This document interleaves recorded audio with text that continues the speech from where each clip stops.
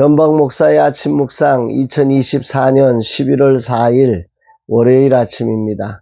오늘은 마가복음 14장 51절로 52절 말씀을 통해서 버려진 배 혼입을 이런 제목으로 말씀 묵상의 은혜를 나누겠습니다. 이제 또 주일을 보내고 11월의 한 주간을 시작합니다. 이날에도 주님의 말씀과 은혜가 없다면 제게 주어진 자리에 하나님의 뜻을 이룰 수 없음을 알기에 주님 앞에 엎드리며 주님의 은혜를 구하며 말씀 앞에 섭니다. 주님 인도하옵소서. 오늘은 작은교회 신방 61번째 교회가 이제 신방이 있고 내일 있을 중보기도 세미나 강의 준비, 와디프 강의 준비를 해야 합니다. 모든 일정이 내가 할 수 있는 것이 하나도 없습니다. 오직 주님이 앞서 행하시며 인도해 주셔야 하는 것임을 고백하며 내가 해야 할 준비에 충성을 다하는 날 되기를 다짐합니다. 이날 주님은 어떤 말씀으로 인도하실까? 본문에는 예수님께서 체포되실 때 한 청년이 겉옷을 벗어던지고 알몸으로 도망치는 독특한 사건을 묘사하고 있습니다. 51절 52절 한 청년이 벗은 몸에 배 혼이불을 두르고 예수를 따라가다가 무리에게 잡힘에 배 혼이불을 버리고 벗은 몸으로 도망하니라. 제자들은 이미 다 도망한 때죠. 이 청년이 예수를 따라가고 있는데 특이한 거는 벗은 몸에 배 혼이불을 두르고 예수님을 따라갔다고 하는 것입니다. 그러다가 무리에게 잡히니까 자기를 붙잡았던 배 혼이불을 싹 버리고 도망간 거지요. 벗은 몸으로 도망갔다. 이렇게 표현하고 있는 겁니다. 일부 학자들은 이 청년이 바로 마가일 것이다. 이렇게 추측을 하고 있기도 합니다. 초대교회 전통에서 마지막 만찬이 마가의 다락방에서 진행되었다. 이렇게 추측하기도 하는데 이 두 가지를 연결해 보면 마가는 예수님과 제자들의 마지막 만찬을 목격했던 중요한 증인입니다. 아마도 마지막 만찬을 섬기는 역할들을 아마 부모님과 함께 하지 않았을까 이런 추측을 합리적인 추측을 할 수 있겠죠. 그런 마가가 예수님께서 잡히시던 밤에 배 혼이불을 두르고 예수님을 따라다녔다고 하는 것은 아마도 뭔가 자다가 갑자기 예수님과 제자들이 없어진 걸 알고 뭔가 어떤 성령의 감동이든 아니면 본인의 의지든 그렇게 막 급히 따라가느라고 아마 배 혼이불을 두르고 따라가지 않았을까. 옷 입을 시간조차도 없이 그렇게 따라왔다가 붙잡히자마자 겁나니까 그 혼이불을 버리고 도망갔을 것이다. 이렇게 합리적인 추측을 해볼 만합니다.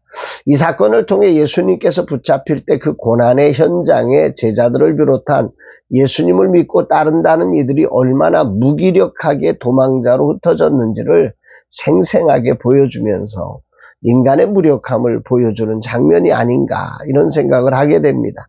인간이 스스로 문제를 해결할 능력이 없는 얼마나 무력한 존재인가라는 거죠.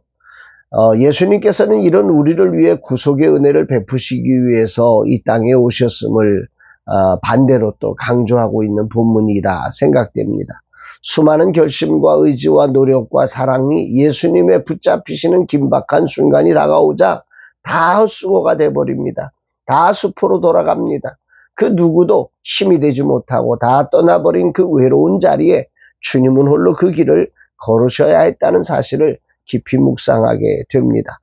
급히 예수님을 따르느라고 옷 입을 시간조차도 부족해 배 혼이불을 두르고 온 이 청년도 그렇게 배 혼이불을 벗어버리고 벗은 몸으로 도망쳐야만 했을 만큼 그 자리가 긴박하고 위험한 자리였다라는 생각을 해보게 됩니다. 분명 예수님을 사랑했고 예수님을 위해 무언가를 하려고 결심까지 했고 정말 다짐까지 했을 터이지만 인간의 무력함 속에 이 상황이 되어져 버리니까 다 도망가 버리는 거죠. 그런데 반대로 그런 인간들이 보기에 예수님은 너무 무력해 보이죠. 아니 왜 저렇게 무기력하게 붙잡혀 라고 생각했던 예수님은 무기력하게 붙잡힌 것처럼 보였던 그 예수님은 그 자리에서 도망가지 않고 당당하게 인류의 죄악을 짊어지시고 그 길을 걸어가시고 계신 겁니다.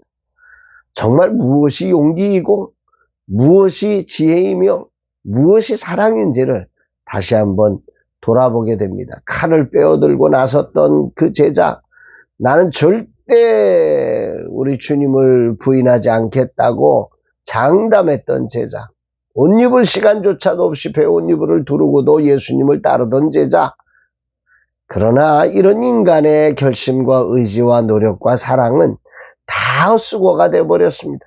성령의 도우심이 없는 인간의 결심과 의지와 노력이 얼마나 무력한 것인지를 묵상하게 됩니다.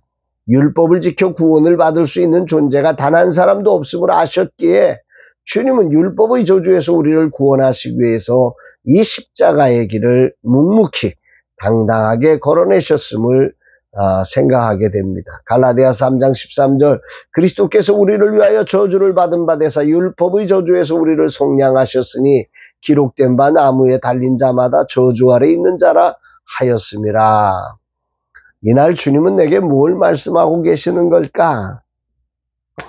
오늘 아침 주님의 은혜와 성령의 도우심이 없는 인간의 결심과 의지와 노력이 얼마나 무력한지를 분명하게 깨닫는 것 같습니다.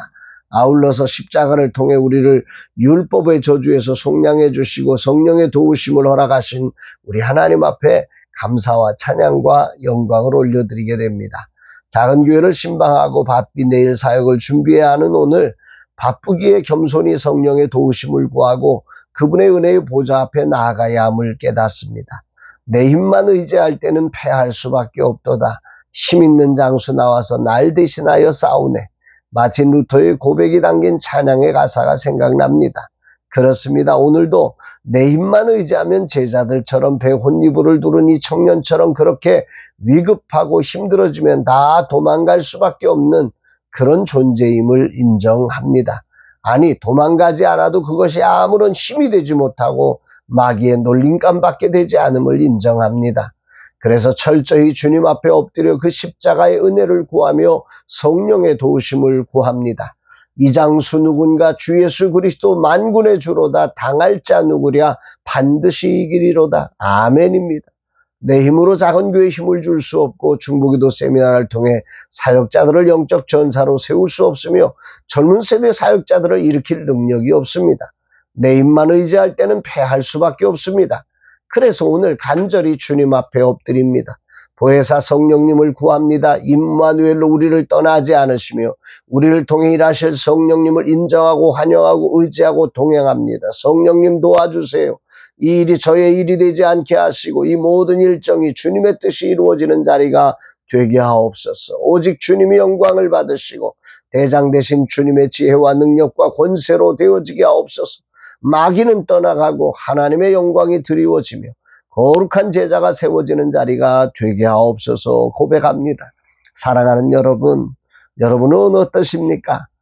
우리는 착각하지요. 내 의지와 내 결심과 내 선함과 내 노력이, 내 사랑이 무언가를 이룰 수 있다는 착각을 종종 합니다. 내가 조금 더 하면, 내가 조금 더 참으면, 내가 조금 더 지혜가 있었다면 이걸 할 수 있었을 텐다라는 착각을 종종 합니다. 그러나 오늘 예수 그리스도가 십자가 위에서 그 대속의 은혜를 짊어지신 그 근본의 이유는 우리 힘만으로 안 되는 우리의 구원, 우리 힘만으로 안 되는 이 땅의 하나님 나라의 평화가 있다는 사실 때문에 예수님께서 그 우리의 저주를 속량하시려고 십자가 위에서 죽으셨음을 기억하며 오늘 하루 우리 힘만으로 살아가는 시간이 아니라 겸손히 우리의 왕 되시고 구원자 되시고 주인 되시는 우리 주님을 인정하며 그분이 그 십자가에서 우리의 저주를 속량하시면서 우리의 보혜사로 언약해 주신 성령 하나님의 도우심을 구하며 그분과 함께 임마누엘이신 우리 하나님과 함께 오늘도 멋진 하나님 나라를 이루는 주님의 뜻을 이 땅 가운데서 실현해가는 복된 날 되기를 주의 이름으로 축복합니다. 사랑합니다.